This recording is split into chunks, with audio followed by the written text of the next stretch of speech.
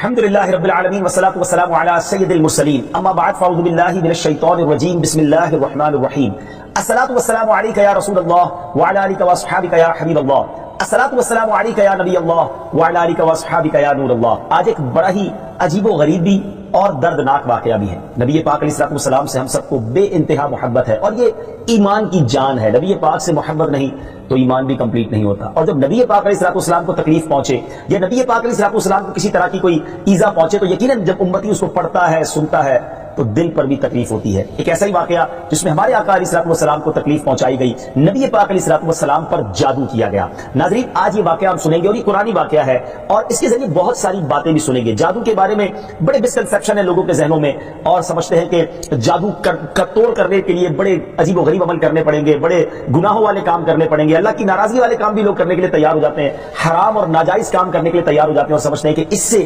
جادو سے بچا جا سکے گا۔ البتہ جادو کروانے کے لیے بھی لوگ بڑے ہی ناجائز اور حرام کام کرتے ہیں جو کہ جہنم میں لے جانے والے کام ہوتے ہیں۔ اللہ مجھے اور آپ کو ہمیشہ جادو ٹونے آصف سے محفوظ رکھے، ہر قسم کی بلاؤں سے محفوظ رکھے، اور آج قرآن کے ذریعے سمجھیں گے کہ جادو کا علاج کیا ہے، جادو ہو جائے تو بچا کیسے جا سکتا ہے، اور نبی پاک علیہ السلام پر جب جادو ہوا تھا، جادو کرنے کی کوشش کی گئی تھی، اس کا نتیجہ کیا نکلا۔ ناظرین، توجہ کے ساتھ آپ نے سلسلے میں شامل رہنا ہے۔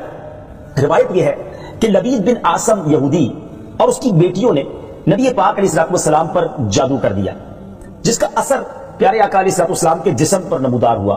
طبیعت شریف جو ہے وہ کچھ ناساز ہونے لگی، آپ کے قلب، آپ کی عقل مبارک اور آپ کے اعتقادات پر کوئی اثر نہ ہوا، صحت مبارک پر تھوڑا سا اثر ہوا۔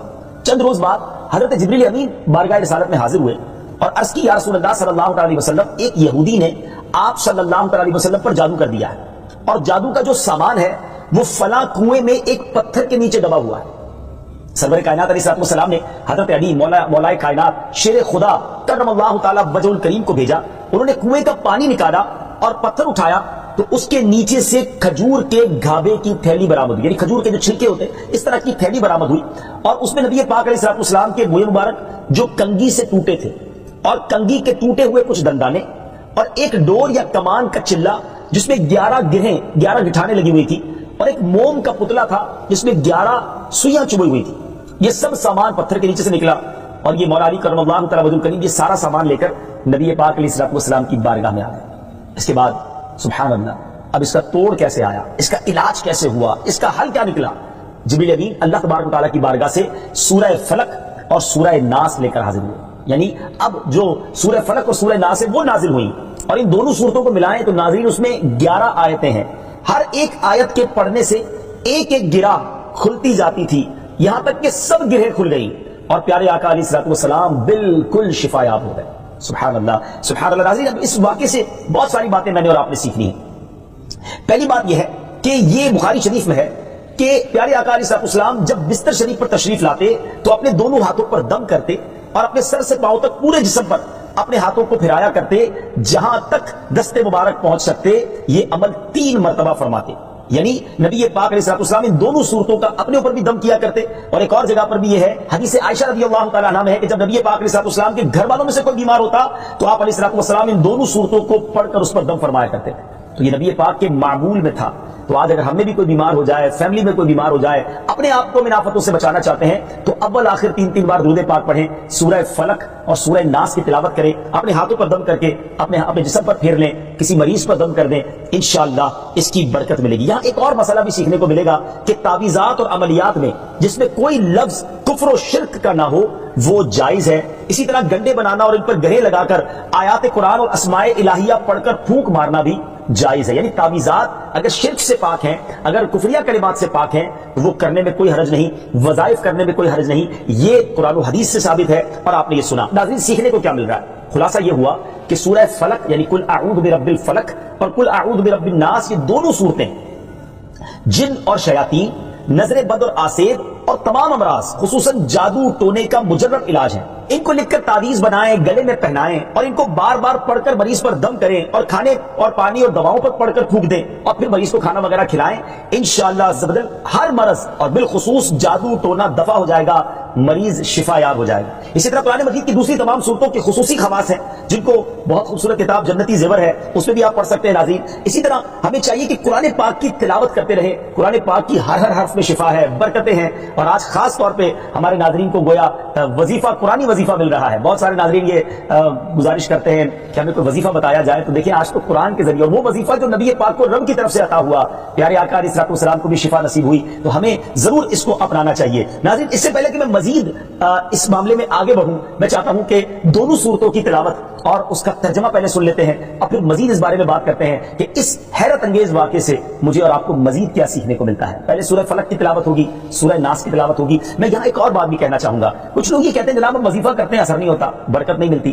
پہلے یہ چیک کر لیں کہ آپ کے مخارج ٹھیک ہیں، آپ تلاوت صحیح مخارج کے ساتھ کرتے ہیں. تو اب جو تلاوت آپ سنیں گے نا، تو اس میں یہ بھی چیک کر لیں کہ آپ کیا اسی طرح کے تلفظ کے ساتھ پڑھتے ہیں، اور اگر مسٹیک کر رہے ہیں تو قرآن پاک صحیح طریقے سے پڑھیے، پھر دیکھیے اس کی کیسی برکتیں ملتی ہیں. آئیے سورہ فلق اور سورہ ناس کی تلاوت اور اس کا ترجمہ. قل اعوذ برب الفلق من شر ما خلق ومن شر غاسق اذا وقب ومن شر النفاثات في العقد ومن شر حاسد اذا حسد. تم فرماؤ میں اس کی پناہ لیتا ہوں جو صبح کا پیدا کرنے والا ہے، اس کی سب مخلوق کے شر سے، اور اندھیری ڈالنے والے کے شر سے جب وہ ڈوبے، اور ان عورتوں کے شر سے جو گروہ میں پھونکتی ہیں، اور حسد والے کے شر سے جب وہ مجھ سے جلے. قل اعوذ برب الناس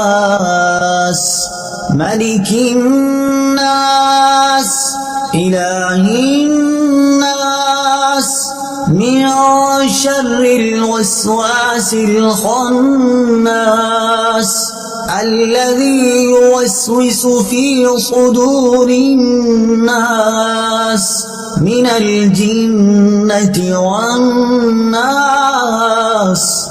تم کہو میں اس کی پناہ میں آیا جو سب لوگوں کا رب، سب لوگوں کا بادشاہ، سب لوگوں کا خدا، اس کے شر سے جو دل میں برے خطرے ڈالے اور دبک رہے، وہ جو لوگوں کے دلوں میں وسوسے ڈالتے ہیں، جن اور آدمی.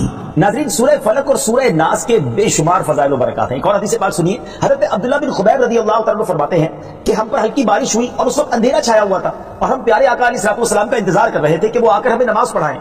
پھر نبی پاک علیہ الصلوۃ والسلام ہمیں نماز پڑھانے کے لیے تشریف لائے اور ارشاد فرمایا پڑھو. میں نے عرض کی کیا پڑھوں؟ ارشاد فرمایا صبح و شام 3 بار قل هو اللہ احد، قل اعوذ برب الفلق اور قل اعوذ برب الناس پڑھو. ان کی تلاوت کرنا تمہیں ہر بری چیز سے بچائے گا. چلیں ایک اور وظیفہ مل گیا، سورہ اخلاص کو بھی شامل کر لیں. تو صبح و شام پڑھیں تو انشاءاللہ بری آفتوں سے، مصیبتوں سے، جادو ٹونے سے، آسیب سے، ان طرح کی بلاؤں سے انشاءاللہ محفوظ رہیں گے. ناظرین، یہاں کچھ مسائل بھی سیکھ لیتے ہیں. حضرت اسماء بنت امیس رضی اللہ تعالیٰ عنہ نے عرض کی یا رسول اللہ صلی اللہ علیہ وسلم، جعفر کے بچوں کو جلد نظر ہوتی ہے، کیا مجھے اجازت ہے کہ ان کے لیے عمل کروں؟ نبی پاک علیہ الصلوۃ والسلام نے اجازت عطا فرمائی. تو سیکھنے کو یہ ملا کہ تعویذ اور عملیات جن میں کفر و شرک نہ ہو، کوئی کلمہ ناجائز نہ ہو، تو اس میں جو ہے وہ تعویذ کرنا، عمل کرنا جائز ہے، اور خاص کر وہ عمل جو آیات قرآنیہ سے کیے جائیں یا احادیث میں وارد ہوئے ہوں. اسی طرح چند مسائل بھی سیکھنے کو ملے. یہ دونوں صورتیں جو ہیں ان کے شان نزول سے ہمیں معلومات کیا ملتی ہیں. نمبر 1، جادو اور اس کی تاثیر حق ہے. کچھ لوگ جادو کا انکار کر دیتے ہیں، یہ درست نہیں ہے. جادو اور اس کی تاثیر حق ہے کیونکہ قرآن میں اس کا ذکر ہے، اور نبی پاک علیہ الصلوۃ والسلام پر بھی آپ کی صحت مبارک پر اس کا اثر ہوا. نمبر 2، نبی کے جسم پر جادو کا اثر ہو سکتا ہے، جیسے تلوار، تیر اور نیزے کا بھی اثر ہوتا ہے. یہ شان نبوت کے خلاف نہیں ہے. ہاں، ایسا اثر نہیں ہو سکتا کہ جس سے نبوت کے متعلقہ امور میں خلل آ جائے. حضرت موسیٰ علیہ السلام کے مقابلے میں جادوگر بالآخر اس لیے فیل ہوئے کیونکہ وہاں جادو سے معجزے کا مقابلہ تھا، ورنہ حضرت موسیٰ علیہ السلام کے خیال پر بھی اس جادو نے اثر کیا کہ ان کو خیال ہوا کہ یہ لاٹھیاں، رسیاں چل رہی ہیں. نبی کریم علیہ السلام کے خیال پر بھی اسی طرح یہی اثر ہوا تھا. نمبر 3، جادو کو دور کرنے میں سورہ فلق اور سورہ ناس کو خصوصی تاثیر حاصل ہے. نمبر 4، جادو ٹونے اور عملیات اور اثرات اور بیماریوں کو ختم کرنے کے لیے قرآن پاک کی صورتوں اور آیتوں کو استعمال کیا جا سکتا ہے، اور بخاری شریف میں سورہ فاتحہ کو اس مقصد کے لیے استعمال کرنے کا بیان موجود ہے. تو سورہ فاتحہ کو سورہ شفا بھی کہا جاتا ہے، تو یہ بھی شفا کے لیے بڑا مجرب اور بڑا پیارا وظیفہ ہے. ناظرین، یہ چند باتیں تو ہم نے اس واقعے کے متعلق سیکھی. سورہ فلق اور سورہ ناس کے کچھ فضائل بھی سنے. میں یہاں ایک اور بات بھی کرنا چاہتا ہوں کہ آج کل پرابلم یہ ہو گیا ہے کہ اتنے عاملین آ گئے ہیں، اتنے عمل کرنے والے لوگ آ گئے ہیں، اتنے بورڈ ہمارے شہروں اور وطن میں لگ جاتے ہیں کہ ایسا لگتا ہے دوسرے آدمی پہ جن ہے یا اس پہ جادو ہو گیا ہے. خدا جھوٹے عاملین سے اپنے آپ کو بچائیے. اگر جینے کی تمنا ہے تو کچھ پہچان پیدا کر. لوگوں کے گھر بک جاتے ہیں، لوگوں کی عزتیں پامال ہو جاتی ہیں، عجیب ماحول ہو گیا ہے۔ کچھ بد نصیب تو وہ ہیں جو کسی کو تباہ کرنے کے لیے جادو کروانے جاتے ہیں اور ہزاروں لاکھوں روپے خرچ کرتے ہیں، اور پھر بیچارے کچھ جب بیمار ہو جاتے ہیں تو اپنا بعض اوقات ڈاکٹری مسئلہ ہوتا ہے، وہ بھی کسی عامل کے ہتھے چڑھ جاتے ہیں اور وہ کہتا ہے جناب آپ کے گھر میں بہت برا عمل ہوا ہے، فلاں جگہ کوئی چیز دبی ہوئی ہے، اور اس کو اب سنبھالنے کے لیے، اس کو نکالنے کے لیے اتنے بکرے چاہیے، اتنے مرغے چاہیے، اتنے انڈے چاہیے، قبرستان میں یہ عمل کرنا ہوگا۔ اور پھر غریب آدمی اپنی چیزوں کو بیچ بیچ کر ہزاروں لاکھوں روپے دے دیتے ہیں اور خاندان کے خاندان ٹوٹ جاتے ہیں۔ ایسا نہ کریں پلیز، ایسا نہ کریں، بلکہ میں تو عاملین سے بھی گزارش کروں گا کہ حلال روزی کی طرف آئیں۔ دعوت اسلامی نے بڑا شاندار ایک انداز اختیار کیا، اللہ سلامت رکھے دعوت اسلامی کے مدنی ماحول کو۔ ناظرین آپ سوچ رہے ہوں گے کہ پھر ہماری بیماریوں کے لیے ہم تعویذ کس سے لیں، ہم یہ وظائف کہاں سے لیں؟ آپ کی دعوت اسلامی ہے نا، الحمدللہ دعوت اسلامی کا ایک شعبہ ہے جس کا نام ہی مکتوبات و تعویذات عطاریہ ہے۔ اس میں آپ کو بغیر کسی فیس کے، جی ہاں بغیر کسی فیس کے، لاکھوں لاکھ تعویذ ہر مہینے ناظرین یہاں سے دیے جاتے ہیں، پوسٹ بھی کیے جاتے ہیں، کوریئر بھی کیے جاتے ہیں، اس کی بھی کوئی فیس نہیں لی جاتی۔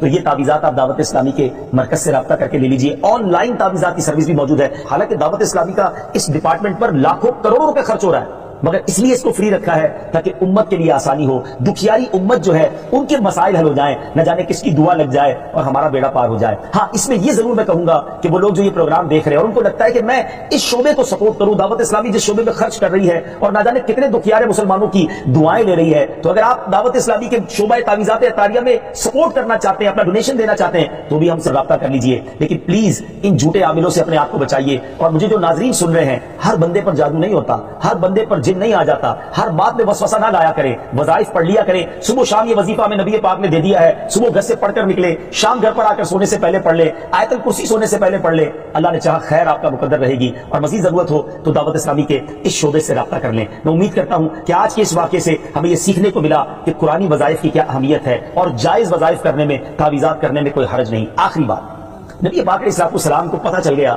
جبریل امین نے بتا دیا کہ جادو کس نے کیا ہے، مگر نبی پاک علیہ السلام نے بدلہ نہیں دیا، سزا نہیں دی۔ اس لبید بن عاصم کو، اس کی جو بچیاں تھیں، جو بھی لوگ تھے جادو کرنے والے، سب کو معاف کر دیا۔